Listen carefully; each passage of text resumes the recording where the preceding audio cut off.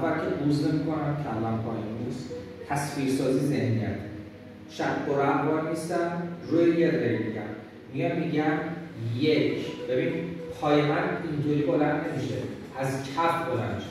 میگم یک، دو میلرزه، دو، سه که میذارم زمین، اون یکی پای من زانوش باید بیاد جلو. نه که بگم سه، بگم یک، دو، سه، این به درد نمیخوره. بعد تنم هم باهاش جهت میگیره، یعنی این مستطیل بالا باهاش میگم یک، دو، سه، یک، دو، سه، یک، دو، سه. حالا برفرض من این مسیر رو برمیگردم به رخ میرم، میگم یک، دو، سه، یک، دو، سه، یک، دو، سه. سویچ میکنم. حالا میخوام این ربات سخت و هارد و سافت کنم. چیکارش کنم؟ نرمش کنم.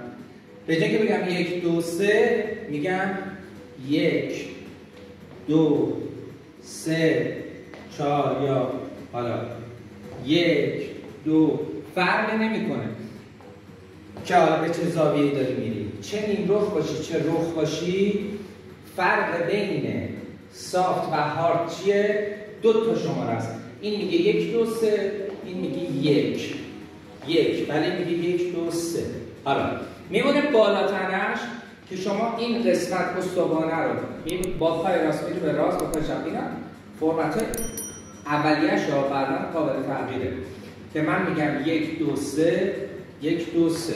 حالا بعضی وقتا میخوای جهت عوض کنی، شما از رولینگا که تو کلیپ بهت یاد دادم میتونی حتی شونه هم آتیش بکنی، چون رقصی ما میخوایم بریم دیگه.